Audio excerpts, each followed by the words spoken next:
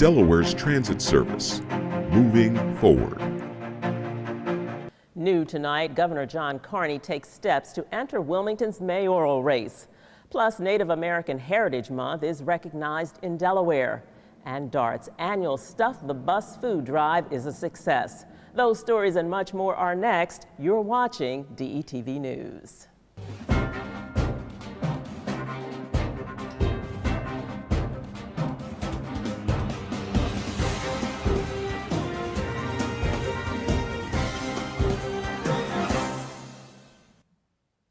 Hello and welcome to DETV News. I'm Lauren Wilson. Thanks for being with us. Topping the news tonight, Wilmington police put a man behind bars after charging him with the death of a 21-month-old girl. That man, 30-year-old Timothy Okowski, had to be extradited from the state of Connecticut for the crime. Police say the baby girl was transported to a hospital where she later died back in March. Reports indicate the crime took place in the 100 block of Town Estates Drive in Wilmington. Okowski faces murder by abuse or neglect in the first degree. He is now at the Howard Young Correctional Institution on a $2 million cash-only bail. In other news, Governor John Carney is making moves to become the next mayor of Wilmington.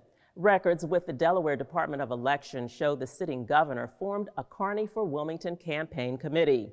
While the chief executive has not officially filed to run, the formation of the committee is a strong indication that he plans to do so. Carney is finishing up his second term as governor, and term limits forbid him from running for re-election. Wilmington Mayor Mike Brzezicki already announced he won't seek re-election. The move from governor to mayor would be a first for Delaware. Most governors move on to congressional offices, but Carney, a former congressman, has already been down that road. He says after living in Wilmington for 30 years, he wants to do more for the city.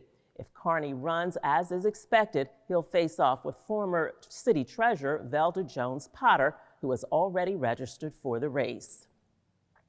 And Carney is still busy with the business of the state. He signed a proclamation recognizing November as Native American Heritage Month.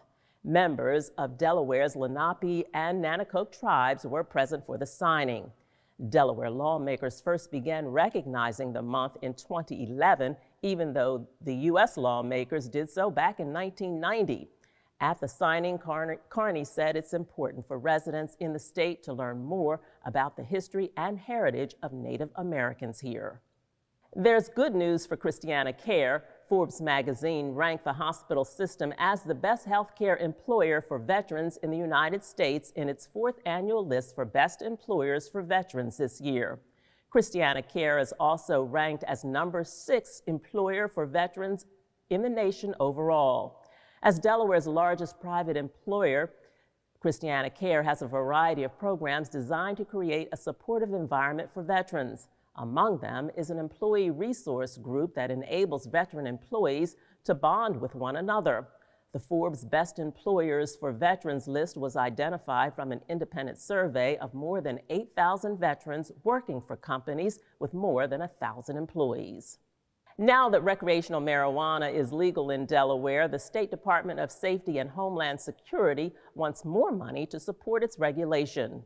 When the Marijuana Control Act passed last spring, 14 new positions were added for enforcement and regulation. DSHS Cabinet Secretary Nathaniel McQueen said he needs new equipment for those officers. Among other things, McQueen is requesting $89,000 to equip the officers with mobile radios and another $14,000 for tasers. That's not all. The department is asking the state to fund a $1.5 million request for a marijuana locker. Another $100,000 is needed to purchase software used to track the cultivation, processing, and sales of cannabis in the first state. The request will be considered by the General Assembly's Joint Finance Committee. Some disturbing news to report from Seaford.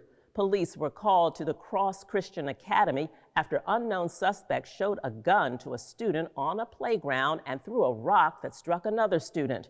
Reports indicate the suspects were not on school property when the incident occurred. All students were brought into the school, which immediately went into lockdown. Delaware State Police tried but failed to find the suspects. One is described as an Asian male with an anime t-shirt, and another black male was reported to be wearing a red and black shirt. One of them had a backpack where the gun was said to be hidden. Anyone with information is asked to contact Seaford Police. Also in Sussex County, more disturbing news tonight.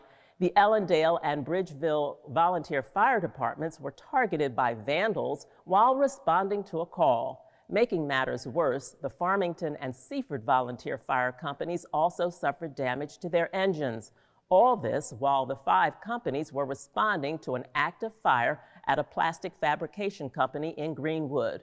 The call came in around 8 p.m. Rocks were thrown at some of the fire trucks, leaving windows cracked and the trucks dented.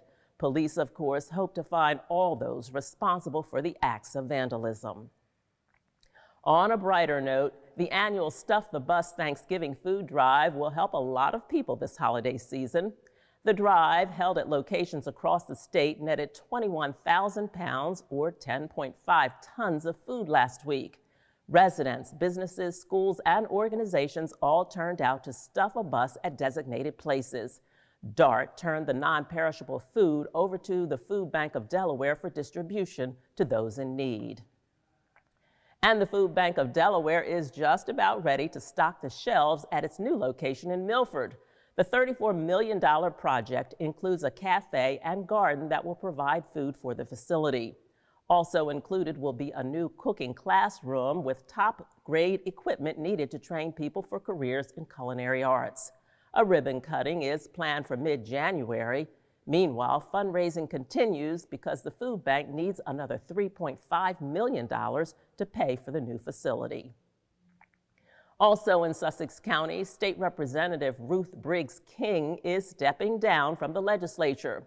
The Republican who represents the Georgetown-Millsboro area is moving into a new home just over her district lines. Her announcement means the chairperson of the county committee for each political party must now name a candidate to fill her seat by holding a special election. The Department of Elections will set a date 30 to 35 days after the Speaker of the House issues a so-called writ of election within 10 days of the vacancy. Briggs King has served in the House since 2009. As expected, the Brandywine School Board voted Tuesday to go to a tax referendum in 2024. The board voted unanimously for a 45-cent property tax increase spread over 2 years. That's 25 cents in 1 year and 20 cents in year 2. The referendum is operating cost only. There are no capital projects included in the proposal. District officials say catastrophic cuts will be made if the referendum fails. The average property value in Brandywine is nearly $73,000, and approval would mean about an extra $15 per month in 1 year and an extra $12 a month in a year 2. The referendum vote is set for February 13th. And in the Appoquinimink School District, residents will vote on a referendum on Tuesday, December 12th. Delaware's fastest growing district is asking taxpayers to approve a hike of more than $82 million. The operational request is more than $12 million. $10 million of that will be used to raise the salaries of staff. Appo has the lowest pay scale of the 5 Newcastle County school districts. The other part of the ask is to enhance security. On the capital side, the referendum would help pay for 2 new schools. One is a high school, the other is an elementary school. Those schools cost a little more than $280 million. What's the tab for the average homeowner, you ask? $435 a year for properties assessed at $92,700 and $587 a year if the value is at $125,000.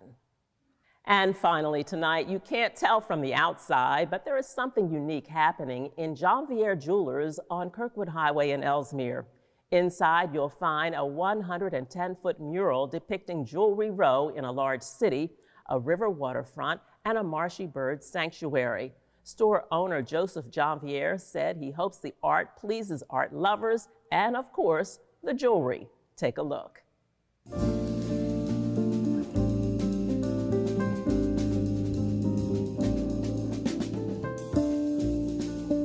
The mural actually was created by Kent Kretsch with an idea of a homey feeling.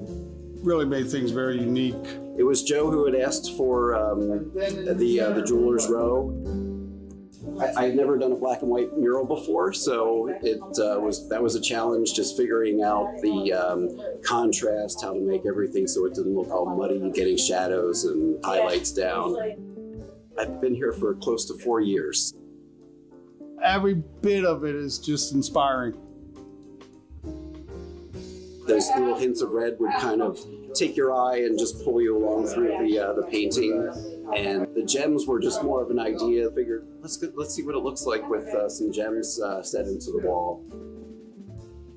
It's made night and day difference just for, again, conversation and beauty of the store. People who like jewelry like art. People like art like jewelry. From different perspectives, it creates different scenes. Joseph Jamier Jewelers, Ellesmere. And we can help you with all your jewelry needs. We do custom work.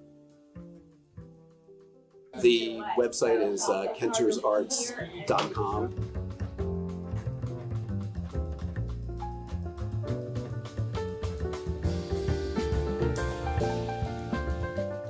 Very nice. That's it for this edition of DETV News. I'm Lauren Wilson. Thanks for watching, and be sure to join Matt Ford tomorrow night at the same time on all social media platforms and on Comcast Channel 28.